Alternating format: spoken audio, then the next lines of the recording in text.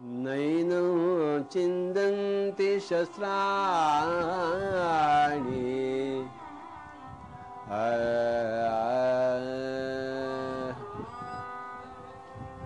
अर्जुन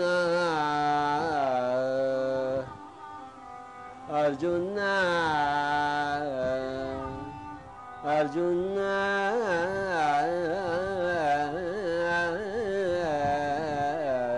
नैनं चिन्दन्ति शस्त्राणि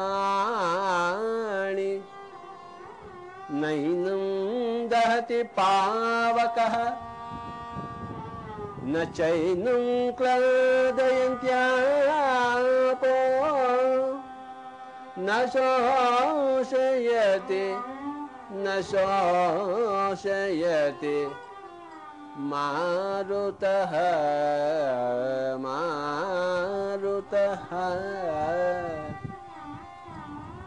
अर्जुन ఈ ఆత్మ అనే పదార్థము శస్త్రములతో ఛేదింపబడదు, అగ్నితో దహింపబడదు, నీటితో తడపబడదు, గాలితో ఎండింపబడదు. అర్జున, శరీరము శస్త్రములతో ఛేదింపబడుతుంది, నీటితో తడుపబడుతుంది, గాలితో ఎండింపబడుతుంది, అగ్నితో దహింపబడుతుంది. కానీ ఆత్మ పదార్థము నైనం చిందంతి శస్త్రాణి నైనం దహతి పావకః న చైనం క్లేదయంత్యాపో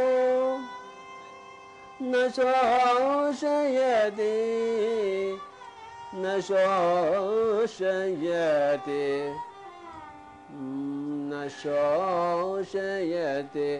మారుతః నైనం చిందంతి శస్త్రాణి నైనం దహతి పావకః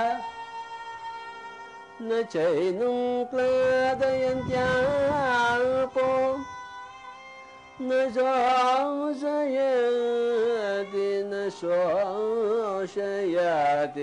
शोषयति मारुतः. ఉపనిషత్ సారము, ఆధ్యాత్మిక విద్యాసారము, భగవద్గీత సారము ఏదైనా కానీ శరీరము మనము కాదు మిత్రులారా. ఆత్మ మనము, శరీరము పుడుతుంటుంది, చస్తుంటుంది. ఆత్మ పుట్టదు, చావదు. ఇది తెలుసుకోవాలంటే ధ్యానం చేయాలి, ధ్యాన అభ్యాసం చేయాలి, ధ్యాన యోగి కావాలి. తస్మాత్ ధ్యాన యోగి భవ అర్జున.